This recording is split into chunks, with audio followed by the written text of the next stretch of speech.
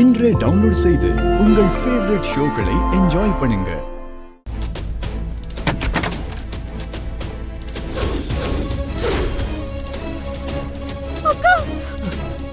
தீபா, என்ன தீபா இப்படி பண்ணிட்ட? அக்கா, தீபா, தீபா, தீபா, தீபா, தீபா, ஐயோ, கடவுளே. தீபா, தீபா, ஐயோ, தீபா, தீபா, தீபாக்கா, தீபா, என்னம்மா இதெல்லாம்? தீபா, தீபா, தீபா, தீபா, அக்கா, அக்கா கண்ணு மூடி. வாடா. தீபா, தயவு செஞ்சு எல்லாரும் கொஞ்சம் வெளியே இருங்க. அப்பா நீங்க வெளியே வாங்கப்பா.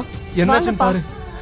இந்து, தீபா, இந்து நீ கொஞ்சம் பாத்துக்கோ, நான் வெளியே இருக்கேன். தீபா, உங்க மேல உள்ள நம்பிக்கையில தானே இந்த கல்யாணத்துக்கு சம்மதிச்சு.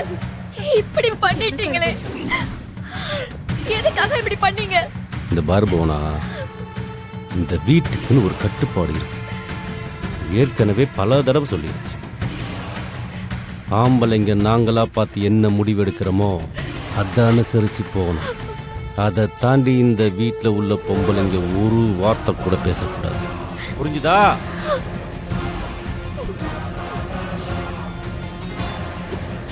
இல்ல, நான் உங்களுக்கு எதிர்த்தெல்லாம் கேள்வி கேட்கல. ஆனா என்னோட வாழ்க்கையை பத்தி யோசிக்காம இப்படி பேசுனீங்கன்னா நான் என்ன பண்றது? ஏய், எப்ப நீ இந்த வீட்டுக்கு மருமகன் நாங்க நிச்சயம் பண்ணணுமோ அப்பவே நீ இந்த வீட்டோட மருமகள் ஆயிட்ட.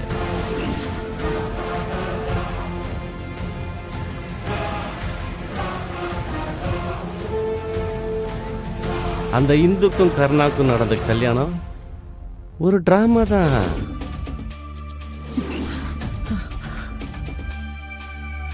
அதோட ஆயுள் காலம் கொஞ்ச நாளைக்கு தான்.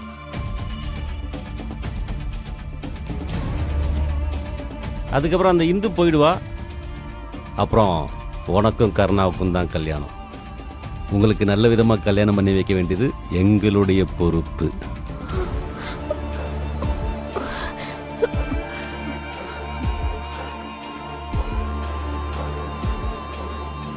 பேசுடி, இப்ப பேசு. தொட்டதுக்கெல்லாம் நியாயம் பேசுவல. இப்ப அந்த பேச்சு எங்க போச்சு?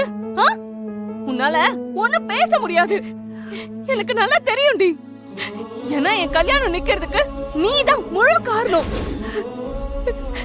எனக்கு போய் இப்படி ஒரு துரோகம் பண்ணிட்டியேடி. ஐயோ அக்கா, நீ நினைக்கிற மாதிரி இல்ல. நான் என்னைக்குமே நீ நல்லா இருக்கணும்னு தான் நினைச்சிருக்கேன். இப்ப கூட இந்த கல்யாணத்தை எப்படி நடத்தணும்னு என் மனசுல ஓடிக்கிட்டு தான் இருக்கு.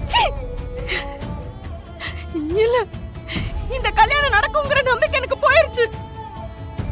கார்த்திகோட அம்மா பணத்தை கொண்டு வந்தாதான் கல்யாணம்னு ஸ்ட்ரிக்ட்டா சொல்லிட்டாங்க. நாங்க ரெண்டு பேரும் சேர்ந்தா அப்புறம் எங்களை உயிரோட பார்க்க முடியாதுன்னு அப்பா அம்மா சொல்லிட்டாங்க.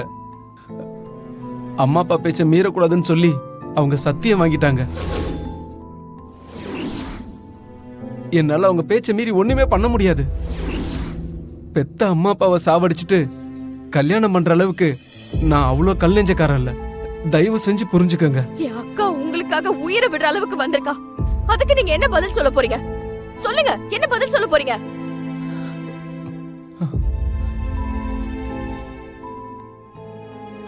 எனக்கு என்ன சொல்றதுன்னே தெரியல. எதா இருந்தாலும் அம்மாவை கேட்டுதான் சொல்லணும். பாத்தியா, பாத்தியக்கா, பாரு என்ன பேசுறாருன்னு பாரு. இப்படிப்பட்ட ஒருத்தருக்காக நீ உயிரை விட போறியா? இந்த மாப்பிள்ளை இல்லைன்னா விடு. நான் வேற ஒரு நல்ல பையனா பார்த்து உனக்கு கல்யாணம் பண்ணி வைக்கிறேன். இந்த விட்டு தொலைக்கா. உன் படிப்புக்கும் தகுதிக்கும் நல்ல மாப்பிள்ளை கிடைப்பாங்க.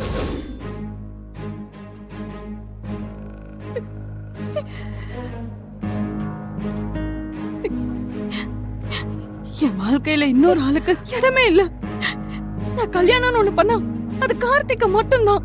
நீ எனக்கு திரும்ப திரும்ப இவர்தான் வேணும்னு அடம் பிடிக்கிற. இவர்தான் வேணும்னு நீ மட்டும் தான் சொல்ற. ஆனா அவரு அமைதியாவே இருக்காரு. இப்படி ஒரு சிச்சுவேஷன்ல அவர் உனக்கு சப்போர்ட் பண்ணவும் இல்ல, அவங்க அம்மா கிட்ட போய் பேசவும் இல்ல. இவர் கூட எப்படி தானே சந்தோஷமா வாழ போற? அவருக்கே உண்மையில அக்கறை இல்லாதப்போ நீ ஏன் இவர் வேணும்னு சொல்ற? அக்கா ப்ளீஸ் இவரை விடுக்கா. வேற ஒரு கல்யாணத்தை பத்தி யோசிப்பே. பைத்தியக்காரி, பைத்தியக்காரி. வேற கல்யாணம், வேற கல்யாணம்னா எனக்கு தெரியாது. அது அந்த ஸ்டேஜ் எல்லாம் எப்போயோ தாண்டிட்டேன்டி.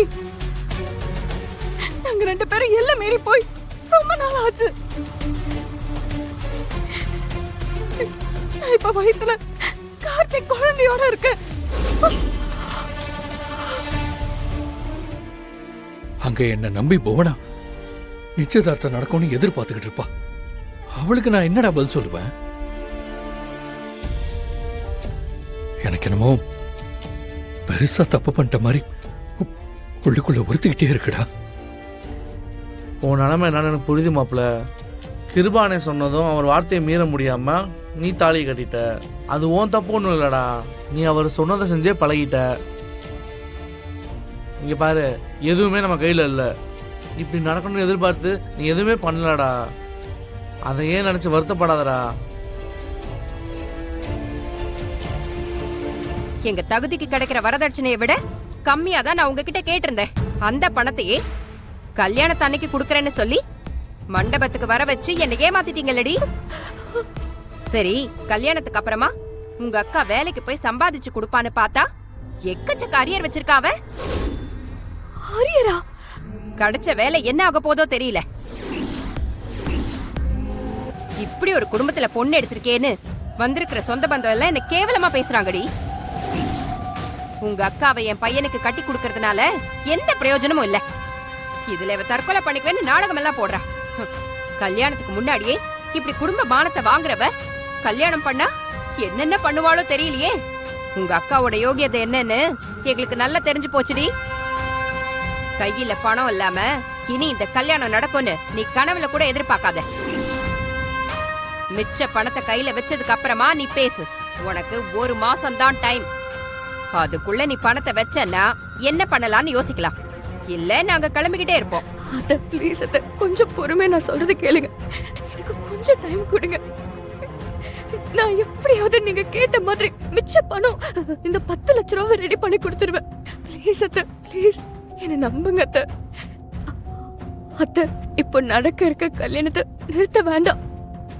கல்யாணம் என்ன போச்சுன்னு தெரிஞ்சா அவங்க 2 பேரோட வாழ்க்கையும் பாதிக்கும் அத்தை. ப்ளீஸ், அதனால கொஞ்சம் யோசிங்க அத்தை. உங்களை கெஞ்சி கேக்குறேன். ப்ளீஸ் அத்தை, கொஞ்சம் யோசிச்சு பாருங்க அத்தை. உங்க பணத்துக்கு நான் கேரண்டி அத்தை.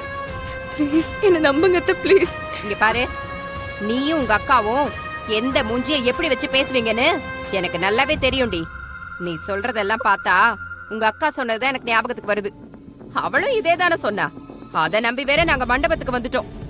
ஆனா கடைசியில நம்ப வச்சு கழுத்து அறுத்துட்டீங்கல்ல.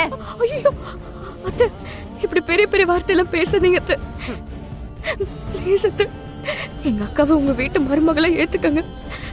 உங்க பணத்தை நான் எப்படியாவது கொடுத்துடுறேன். ப்ளீஸ் அத்தை.